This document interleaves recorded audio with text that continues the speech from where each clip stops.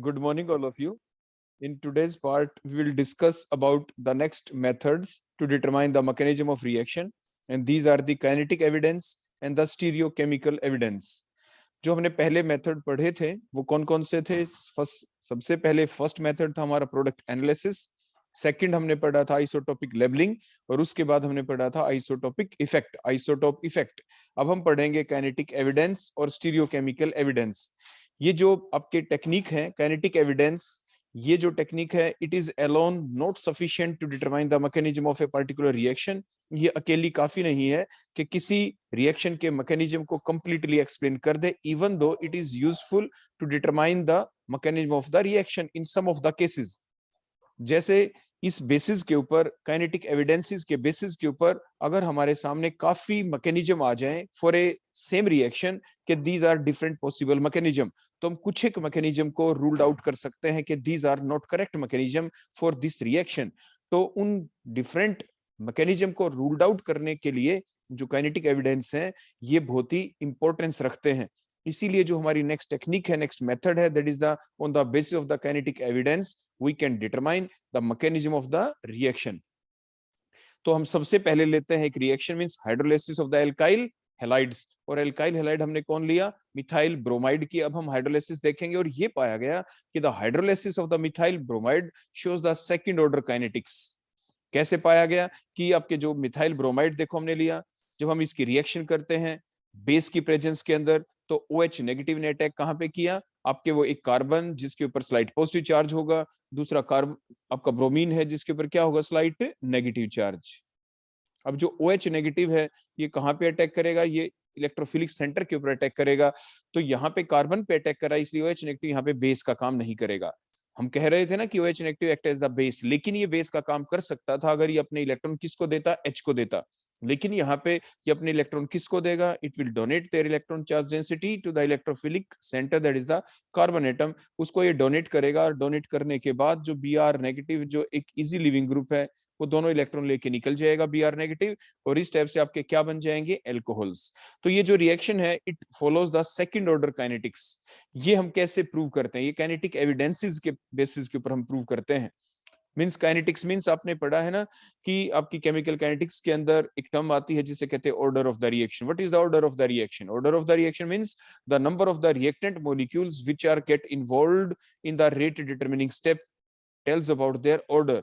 अगर rate determining step जो है, मान लीजिए आपके पास कोई कॉम्प्लेक्स रिएक्शन भी है, तो उस कॉम्प्लेक्स रिएक्शन के अंदर भी हम ऑर्डर ऑफ रिएक्शन का पता लगा सकते हैं। तो कॉम्प्लेक्स रिएक्शन के अंदर भी हमें क्या देखना होता है कि स्लोएस्ट स्टेप कौन है, रेट डिटरमिनिंग स्टेप कौन है, उसके अंदर कितने मोल्स रिएक्टेंट मॉलिक्यूल के इन्वॉल्व हैं, तो वही कहलाता है उसका ऑर्डर ऑफ द रिएक्शन।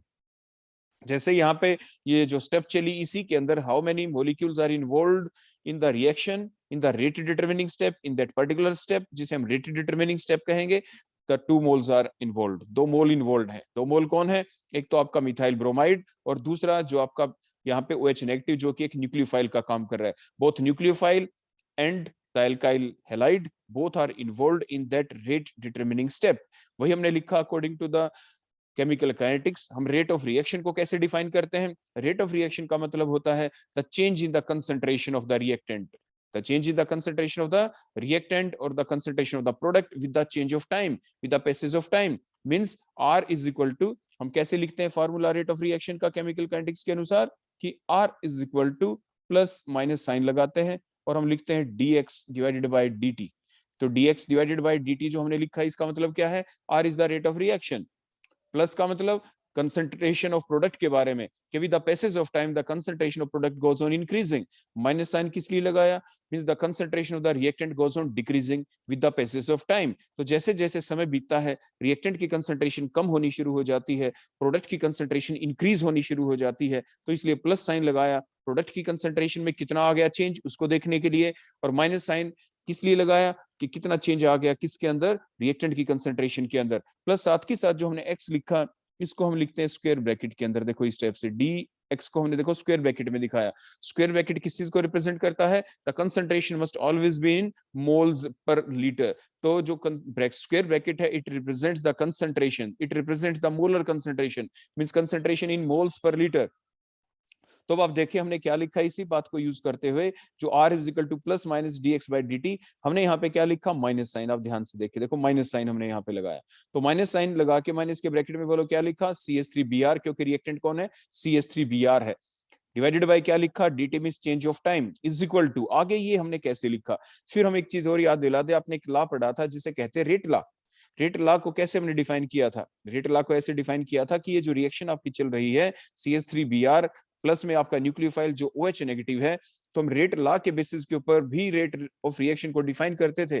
क्या थी डेफिनेशन रेट लॉ की, कि rate law states that, rate law ने क्या कहा था, जो हमने यहाँ पे अपने के लिखा, देखो हम ऐसे लिखते थे कि R is directly proportional, R is directly proportional to the molar concentration of the reactant, molar concentration of, देखो reactant CH3Br, और दूसरा कौन है बोलो, दूसरा आपका nucleophile that is the OH negative.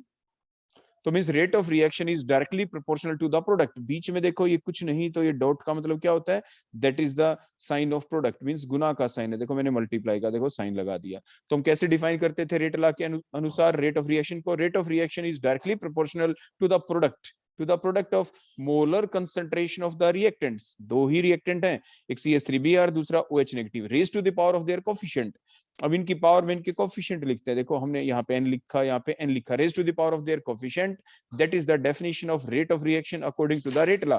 तो वही हमने लिखा है, मींस रेट ऑफ रिएक्शन को दो तरीके से हमने डिफाइन किया। एक बेसिक डेफिनेशन कि R is equal to dx by dt, तो dx बाई dt, और यहाँ पे R is equal, R proportional का साइन जब हटाते हैं तो यहाँ पे कांस्टेंट कोई k आ जाएगा, तो R is equal to k, और आगे बोलो क्या बन गया यहाँ पे CH3Br, और ब्रैकेट में बोलो क्या आ जाएगा यहाँ पे OH नेगेटिव।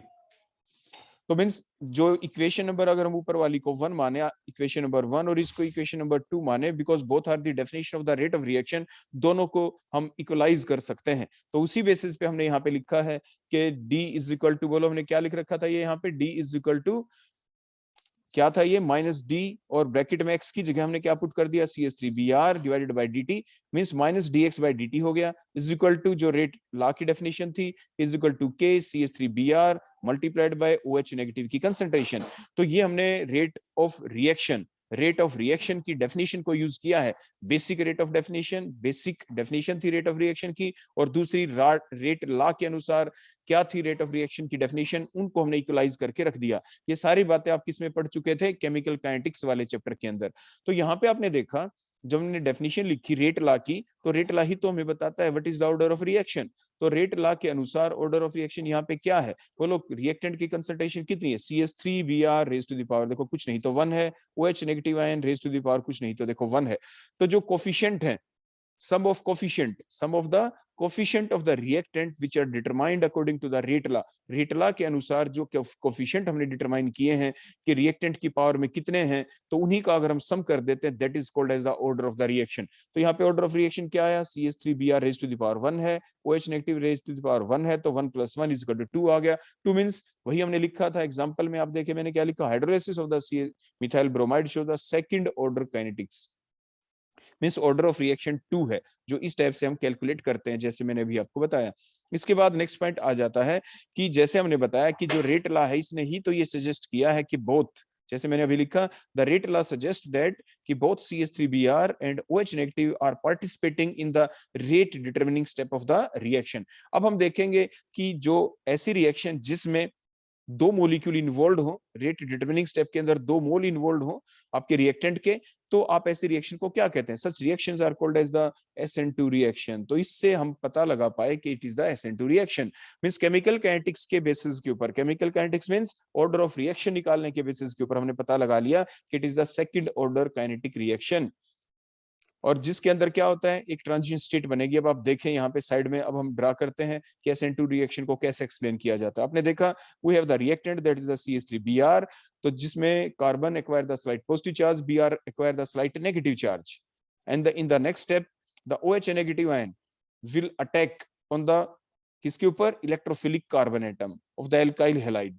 जो आपका OH नेगेटिव क्योंकि न्यूक्लियोफाइल है, इसको इलेक्ट्रोफिलिक साइट चाहिए, वो कार्बन है जिसके ऊपर स्लाइड पॉजिटिव चार्ज है, उसके ऊपर इसने अटैक किया, और उसी वक्त Br अपने दोनों इलेक्ट्रॉन लेके चला जाएगा, अटैक बैक साइड ही होगा, SN2 रिएक्शन के अंदर अटैक बैक साइड ही होता है।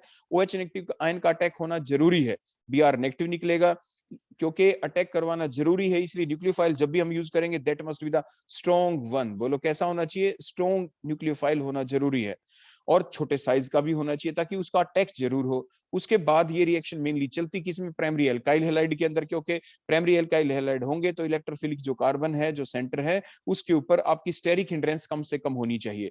तो कम से कम स्टेरिक हिंड्रेंस किस में मिलती है? प्राइमरी एल्काइल हैलाइड के केस में।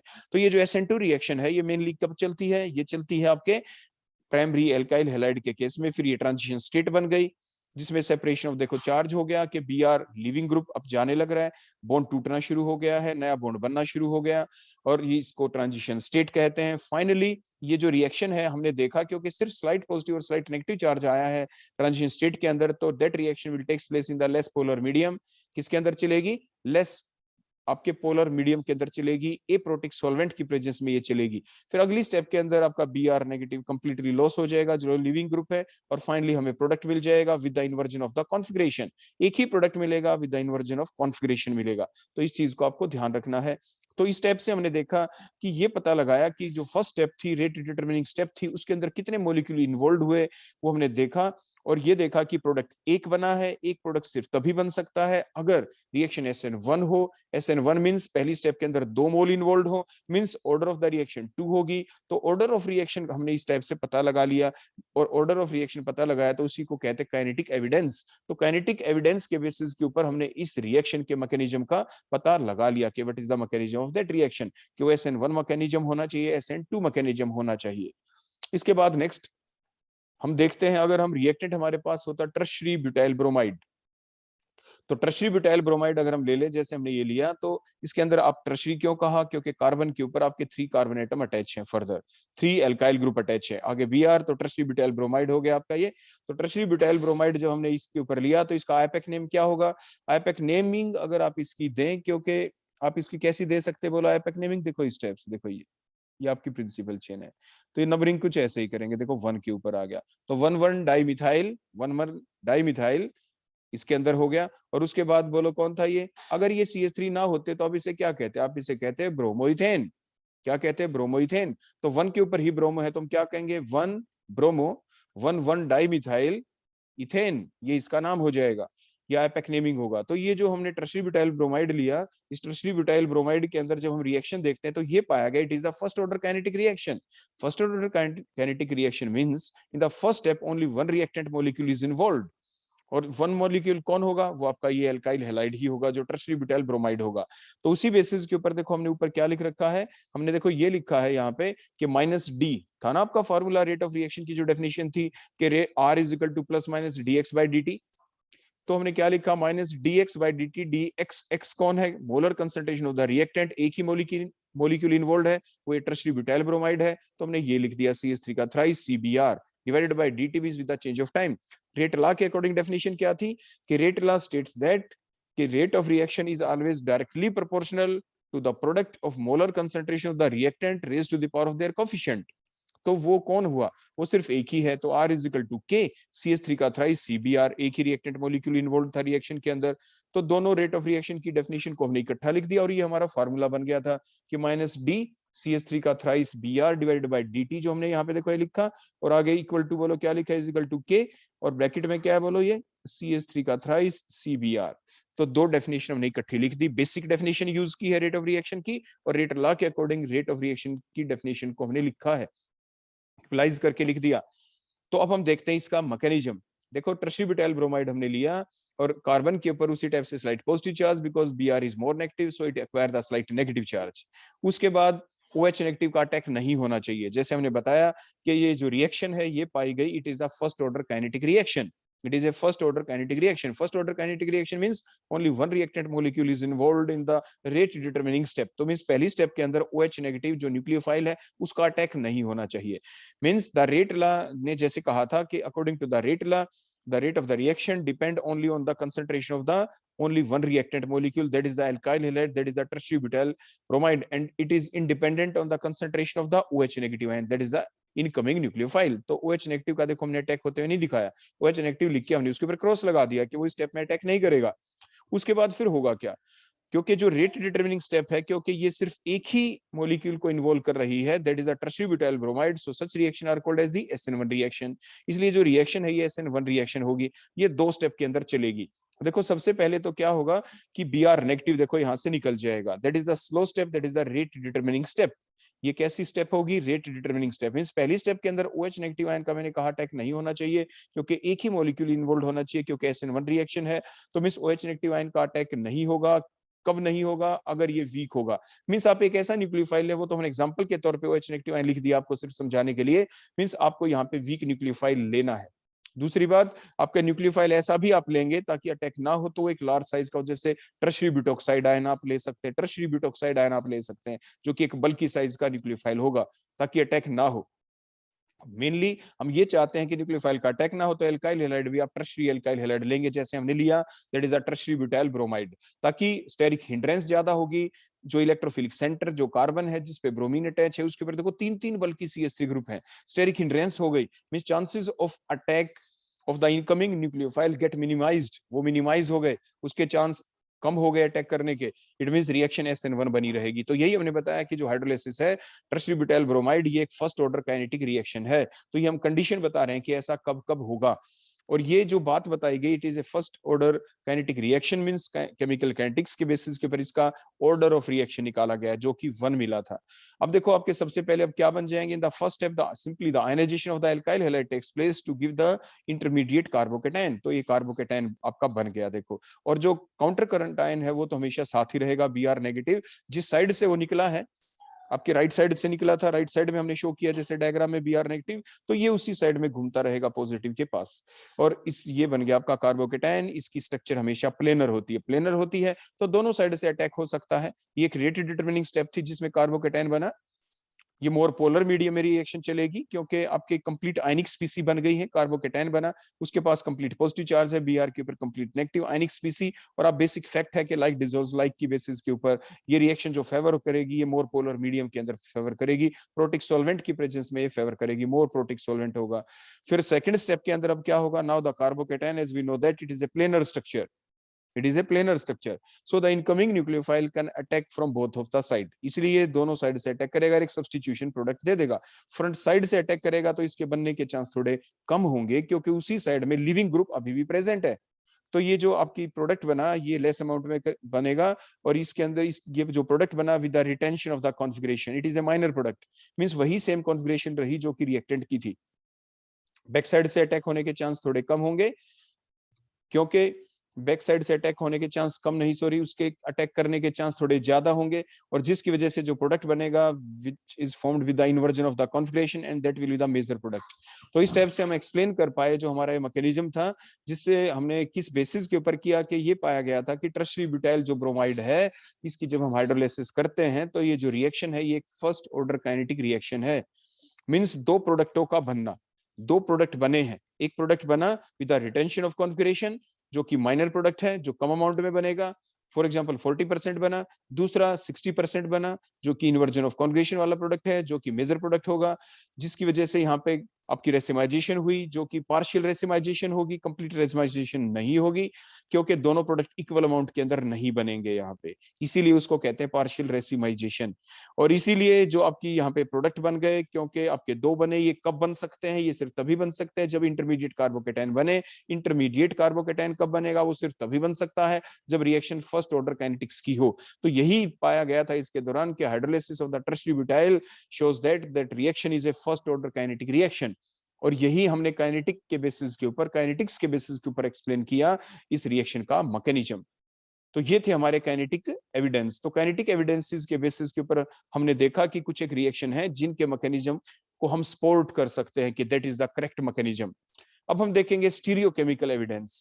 स्टीरियोकेमिकल एविडेंस का मतलब अटैक कहां से होगा, जो इनकमिंग जो स्पीसी आएगी, इनकमिंग जो न्यूक्लियोफाइल होगा, अगर न्यूक्लियोफिलिक रिएक्शन है, इलेक्ट्रोफिलिक है, तो इलेक्ट्रोफाइल कहां पे अटैक करेगा, मींस वो अटैक कहां से करे, फ्रंट साइड से करे, बैक साइड से करे, किस टाइप से अटैक होगा, रिएक्शन कैसे चलेगी, कैसे लॉस होगा मॉलिक्यूल्स का, कब रिएक्शन चलेगी कब नहीं चलेगी, इन सारी बातों का ध्यान रखते हुए हमारा नेक्स्ट एविडेंस जो आएगा, जिसके बेसिस के ऊपर हम कुछ हद तक आपकी जो मैकेनिज्म है किसी भी रिएक्शन का उसको एक्सप्लेन कर सकते हैं। तो next evidence called as the stereochemical evidence. तो स्टीरियोकेमिकल जो एविडेंस है इसके बेसिस पर मैंने बताया some time the mechanism of the reaction can be determined by following the stereochemistry of the reactant और द प्रोडक्ट। के जो रिएक्टेंट है उसके मॉलिक्यूल, उसके अंदर जो एटम है या आपके डिफरेंट ग्रुप ऑफ एटम है वो कैसे प्रेजेंट, अबव द प्लेन है, बिलो द प्लेन है। ऐसे जो प्रोडक्ट बना उसकी कॉन्ग्रेशन क्या है, उसमें जो एटम है कहाँ पे प्रेजेंट है, अबव द प्लेन है, बिलो द प्लेन है, उसकी कॉन्ग्रेशन क्या है, उस बात को ध्यान में रखते हुए वो कहलाते हैं आपके स्टीरियोकेमिकल एविडेंस। तो मैकेनिज्म जो है न्यूक्लियोफिलिक सब्स्टिट्यूशन रिएक्शन का, जैसे कि SN1 SN2 रिएक्शन का, उसका हम पता लगा सकते हैं कैसे, अगर हम कोई रिएक्टेंट ऐसा ले लें जो कि ऑप्टिकली एक्टिव कंपाउंड है, और फिर उसके बाद हम जो प्रोडक्ट बनेगा हम उसकी ऑप्टिकल प्योरिटी भी चेक कर सकते हैं साथ के साथ।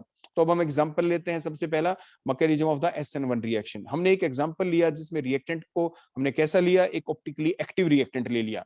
ऑप्टिकली एक्टिव रिएक्टेंट कौन लिया आपका, ये 1 क्लोरो 1 फिनाइल इथेन। देखो ये आपके सामने है। अगर हम इसमें देखें तो देखो इसकी स्ट्रक्चर हम कैसे करेंगे, ये हमने लिखा, ये इथेन जो लिखा, देखो ये CH2 है तो ये इथेन हो गया, इसमें नंबरिंग कर दी तो ये 1 ये 2 हो गया। 1 के ऊपर देखो क्लोरो है, 1 के ऊपर ही फिनाइल है, so it is called as the 1 chloro 1 phenyl ethane. इसकी जब हम रिएक्शन करेंगे KOH के साथ तो क्या पाया गया, जो प्रोडक्ट बना वो 1 फिनाइल इथेनॉल बना, और ये SN1 रिएक्शन होगी। SN1 रिएक्शन होगी तो इसलिए हमने आगे लिखा रेसमिक प्रोडक्ट मिला, पार्शियल रेसिमाइजेशन होगी। यहाँ पे भी रेसमिक मींस पार्शियल रेसिमाइजेशन हुई होगी, कंप्लीट रेसिमाइजेशन कभी नहीं होती SN1 रिएक्शन के दौरान, ये आपको हमेशा ध्यान रखना है। तो ये हमने ले लिया 1 क्लोरो 1 फिनाइल इथेन, और जब इसमें सबसे पहली स्टेप के अंदर क्या होगा कि जो आपका लिविंग ग्रुप है Cl वो लॉस होगा, कार्बोकेटाइन बनेगा। देखो कार्बन के ऊपर स्लाइट पॉजिटिव चार्ज, Cl के ऊपर स्लाइट नेगेटिव चार्ज है।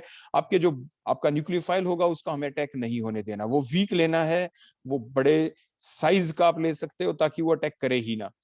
तो जिसकी वजह से Cl नेगेटिव निकलेगा। ये स्लो स्टेप है, रेट डिटरमिनिंग स्टेप है। इसके दौरान आपका मैंने बताया कि न्यूक्लियोफाइल वीक ही होना चाहिए, लार्ज साइज का होना चाहिए ताकि वो अटैक ना करे, ताकि फर्स्ट ऑर्डर काइनेटिक रिएक्शन बनी रहे, जैसे मैंने पीछे बताया भी था। साथ के साथ हम स्टीरियो केमिस्ट्री का मतलब है कि जो इनकमिंग स्पीसी वो अटैक कहां से करेगी, अबो दी प्लेन बिलो दी प्लेन कहां से। फर्स्ट स्टेप पे आपने देखा कि लिविंग ग्रुप लॉस हो रहा है, लिविंग ग्रुप निकल रहा है, कार्बोकेटाइन बन गया। ये कार्बोकेटाइन जो बना ये एक प्लेनर स्ट्रक्चर होगी। कैसी स्ट्रक्चर होगी, प्लेनर स्ट्रक्चर। प्लेनर स्ट्रक्चर है कार्बोकेटाइन, और ये मोर पोलर मीडियम में चलेगी क्योंकि कंप्लीट पॉजिटिव चार्ज है, कंप्लीट नेगेटिव चार्ज है। यहाँ पे जो आपकी स्पीसी बनी कार्बोकेटाइन जिसके पास काउंटर आयन Cl नेगेटिव है, तो बेसिक फैक्ट था लाइक डिसोज लाइक, इस बेसिक फैक्ट के बेसिस पे ही तो ये रिएक्शन है मोर पोलर मीडियम में चलेगी, जैसे मैंने अभी कुछ देर पहले आपको बताया भी था। हमारे जब कौन से काइनेटिक एविडेंस में भी हमने एग्जांपल लिया था ऐसा ही। उसके बाद क्या होगा, आपके जो इनकमिंग न्यूक्लियोफाइल है नाउ इट विल अटैक। कैसे करे अटैक, अब स्टीरियो केमिस्ट्री आ गई कि फ्रंट साइड से करे, बैक साइड से करे, कहां से करे अटैक, क्योंकि इंटरमीडिएट जो स्पीसी बनी वो प्लेनर स्ट्रक्चर है। कार्बोकेटाइन का बनना जरूरी है, carbocation is a planar structure. Now there is a possibility of the attack of the incoming nucleophile from both of the side, front side और द बैक साइड। लेकिन क्योंकि जो फ्रंट साइड का जो अटैक होगा वो कम अमाउंट में होगा, वहां पे अटैक करने के चांसेस कम होंगे। जो प्रोडक्ट बनेगा ये माइनर प्रोडक्ट बनेगा, विद द रिटेंशन ऑफ कॉन्केशन जरूर बनेगा, लेकिन ये माइनर प्रोडक्ट होगा। क्योंकि आपकी फ्रंट साइड के अंदर लेस चांसेस क्यों अटैक होने के, क्योंकि वहीं पे तो आपका लिविंग ग्रुप प्रेजेंट है, वहीं पे आपका इनकमिंग न्यूक्लियोफाइल अटैक करेगा। So there is the less chances of attack due to the repulsion between the leaving nucleophile and the incoming nucleophile. Leaving nucleophile यहाँ पे कौन था, Cl नेगेटिव, और इनकमिंग न्यूक्लियोफाइल कौन है, जैसे OH नेगेटिव हमने ले रखा है, इनके बीच रिपल्शन हो जाएगी। इसलिए जो प्रोडक्ट बनेगा विद द रिटेंशन ऑफ कॉन्गेशन ये कम अमाउंट के अंदर बनेगा, it will be the minor product. अब बैक साइड अटैक भी होगा, बैक साइड जब अटैक होगा तो आपकी जो प्रोडक्ट बनेगा with the inversion of conjugation बनेगा, ये मेजर प्रोडक्ट होगा।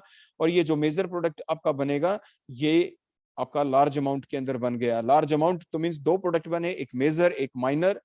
तो मींस जो प्रोडक्ट बने इक्वल अमाउंट में नहीं बने तो रेसिमाइजेशन कैसे चलेगी, पार्शियल रेसिमाइजेशन। मींस जो आपके फाइनल प्रोडक्ट बने उनको देखा गया कि अनइक्वल अमाउंट में है, पार्शियल रेसिमाइजेशन हुई। इस बात को कैसे करें एक्सप्लेन, इसका एक्सप्लेन करने का स्टीरियो केमिस्ट्री के आधार पे ये है कि आपके जरूर कार्बोकेटाइन जरूर बना होगा। कार्बोकेटाइन बना होगा तो SN1 रिएक्शन होगी, और SN1 रिएक्शन है, कार्बोकेटाइन बना तो प्लेनर स्ट्रक्चर है, तभी तो पॉसिबिलिटी थी दो साइड से अटैक करने की। वही तो स्टीरियो केमिस्ट्री बन गई कि अटैक कहां से हो, फ्रंट साइड से, बैक साइड से, या सिर्फ बैक साइड से अटैक होगा। क्योंकि इंटरमीडिएट कार्बोकेटाइन बना तो सिर्फ बैक साइड से ही अटैक नहीं होगा, फ्रंट साइड से भी होगा, बैक साइड से भी होगा, फ्रंट साइड से कम, बैक साइड से ज्यादा चांसेस होंगे अटैक होने की, इसलिए पार्शियल रेसिमाइजेशन होगी। क्योंकि दो प्रोडक्ट बनेंगे, अनइक्वल अमाउंट के अंदर बनेंगे। पार्शियल रेसिमाइजेशन क्यों हुई? क्योंकि इंटरमीडिएट कार्बोकेटाइन बना था, दोनों साइड से अटैक करने के चांसेस थे, फ्रंट साइड से भी, बैक साइड से, इसलिए जो प्रोडक्ट बना वो अनइक्वल अमाउंट के अंदर बनेगा। तो इसीलिए पार्शियल रेसिमाइजेशन हो जाएगी, दो एनेंशियोमर बनेंगे लेकिन अनइक्वल अमाउंट के अंदर बन जाएंगे। तो इस टाइप से हमने स्टीरियो केमिकल एविडेंस दिया कि that is the SN1 reaction and that is the correct mechanism. अब हम लेते हैं दूसरा एग्जांपल, SN2 रिएक्शन को हम ले लेते हैं। उसी टाइप से हमने एक ऑप्टिकली एक्टिव कंपाउंड लिया, 2 ब्रोमो ऑक्टेन। देखो 2 ब्रोमो ऑक्टेन हमने लिया, तो ये 2 ब्रोमो जो ऑक्टेन हमने लिया, इसमें देखो that is the principal chain, ध्यान से देखें, that whole is the principal chain, ये हमारी प्रिंसिपल चेन है।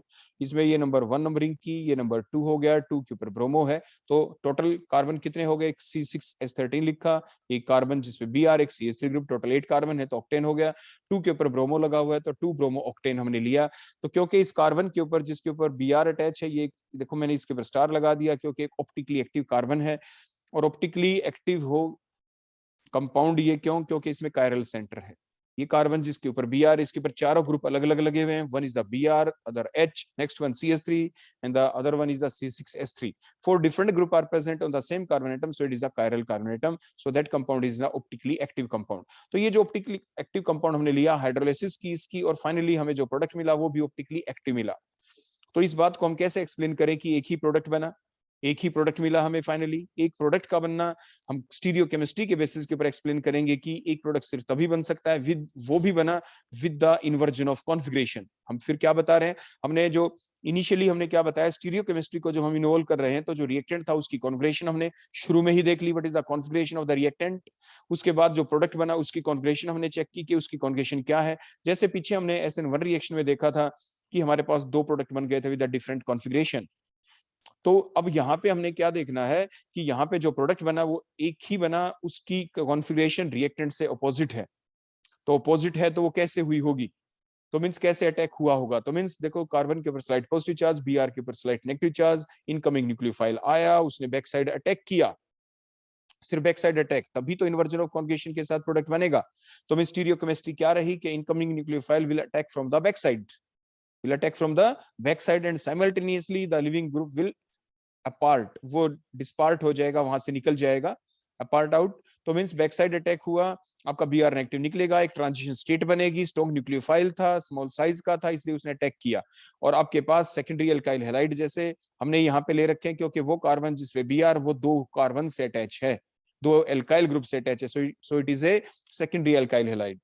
तो इसके बाद जो आपकी ट्रांजिशन स्टेट बनी जिसमें आपके सेपरेशन ऑफ चार्ज हो गया है, उसके बाद जो फाइनल जो रिएक्शन चलेगी इसमें क्या होगा कि आपका Br जो नेगेटिव है वो कंप्लीटली निकल जाएगा, और उसके बाद हमारा जो प्रोडक्ट बना वो ऐसा प्रोडक्ट बना which has the inversion of conjugation, एक ही प्रोडक्ट बना with the inversion of conjugation. Mean stereo chemistry कहाँ आई? इसमें स्टीरियो केमिस्ट्री तो आ गई कि एक प्रोडक्ट कैसे बना होगा, बैक साइड अटैक हुआ है, that is the stereo chemistry.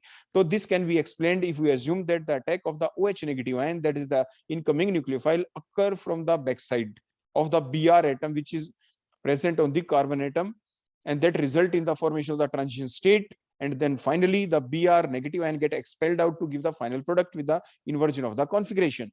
और इस टाइप से हमें फाइनल प्रोडक्ट मिल गया with the inversion of conjugation. और इस इन्वर्जन ऑफ कॉन्जुगेशन को हम कहते हैं Walden inversion, because that term is given by the scientist Walden.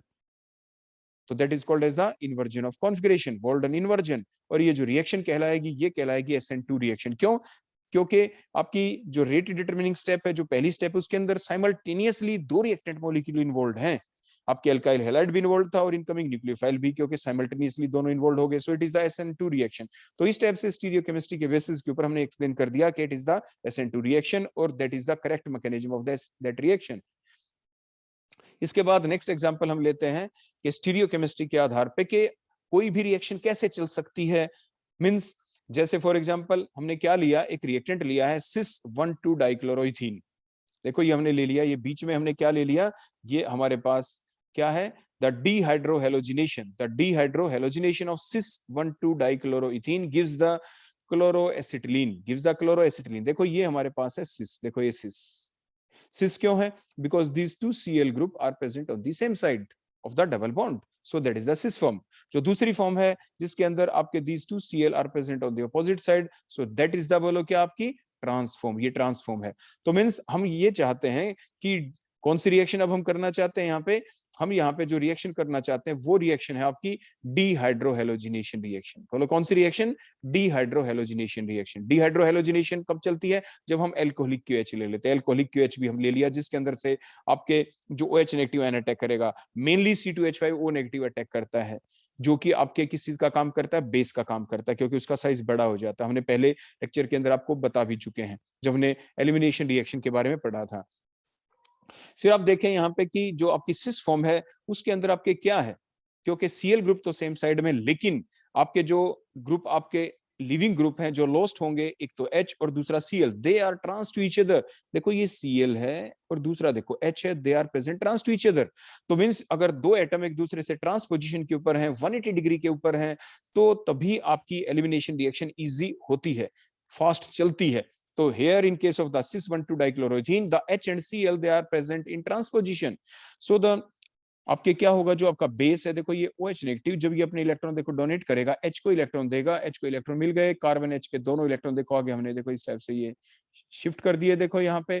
तो इस कार्बन के देखो 5 बॉन्ड हो गए, इसलिए Cl दोनों इलेक्ट्रॉन लेके क्या होगा बोलो यहाँ से निकल गया। तो इजिली आपकी डी हाइड्रोहेलोजिनेशन रिएक्शन चलेगी। और it is found that dehydrohalogenation reaction का जो रेट है it is 20 time faster than that of the trans isomer. ऐसा क्यों? जो ट्रांस फॉर्म ली हमने ट्रांस 1,2 डाइक्लोरोइथीन, अब देखो दूसरे को देखते हैं जिसमें Cl ग्रुप कैसे प्रेजेंट थे एक दूसरे के अपोजिट, लेकिन क्योंकि रिएक्शन हमें कौन सी करनी है? डीहाइड्रोहेलोजिनेशन। तो डीहाइड्रोहेलोजिनेशन करने के लिए एक Cl और जो H ग्रुप जो लॉस्ट होंगे they are present on the same side, same side में है, एक दूसरे के ट्रांस पोजीशन पे नहीं है, 180 डिग्री के ऊपर नहीं है। तो इसीलिए जो डीहाइड्रोहेलोजिनेशन जो रिएक्शन है स्टीरियोकेमिस्ट्री के बेसिस के ऊपर ये इजीली नहीं चलेगी, ये स्लो स्लो चलेगी। तो इस टाइप से स्टीरियोकेमिस्ट्री के बेसिस के ऊपर हम एक्सप्लेन कर पाए कि जो cis-1,2 डाइक्लोरोइथीन है उसके अंदर रिएक्शन 20 टाइम्स फास्टर होती है than that dehydrohalogenation reaction in the trans isomer. हम देखते हैं नेक्स्ट पॉइंट। तो इसलिए हमने क्या किया कि जो E2 एलिमिनेशन रिएक्शन थी आपकी, क्योंकि सेम स्टेप के अंदर जो दो ग्रुप थे वो आपके लॉस्ट हो जाने थे, so that is the E2 reaction that occurs more rapidly when the departing groups are present trans to each other, and that is possible in case of here the cis-1,2 dichloroethene के अंदर था। उसके बाद next point ये आ जाता, अगला example हम ले डिहाइड्रेशन रिएक्शन अगर हम देखना चाहें मैलिक एसिड और फ्यूमेरिक एसिड में। आप देखें देखो ये भी एक एल्कीन है जिसके अंदर दो दो CH ग्रुप होते हैं। मैलिक एसिड कौन? In which there is a double bond in between the carbon and carbon atom and further these two CH group are present on the same side, so that is the cis form। ये cis form है, कि कौन सी form है बोलो? Cis form है। आपकी cis form के अंदर आपने देखा जिसको मैलिक एसिड कहते हैं, MALEIC है, ये आप जरूर ध्यान रखेंगे। ये MALIC नहीं है कि मैलिक एसिड दो टाइप के होते हैं। तो MALEIC है ये मैलिक एसिड। इसको जब हम हीट कर देते हैं एट टेम्परेचर ऑफ 413 केल्विन, तो easily the dehydration reaction takes place. क्यों? Because the two CH group are present on the same side, so easily the dehydration reaction can takes place. देखो water molecule easily loss हो जाता है यहाँ पे।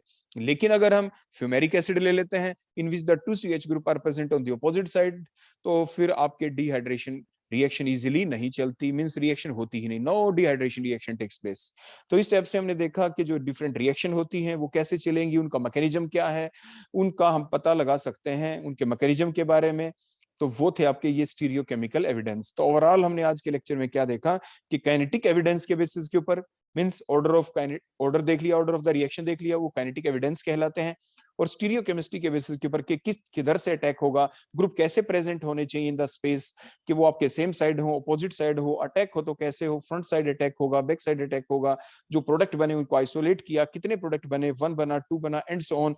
प्रोडक्टों को भी साथ के साथ हमने देखा कितने प्रोडक्ट बने, मींस अटैक फिर कैसे हुआ होगा ताकि वो हमारे एक या दो प्रोडक्ट बन गए, तो वो सारे आपके कहलाते हैं बोलो क्या? Stereochemical evidence.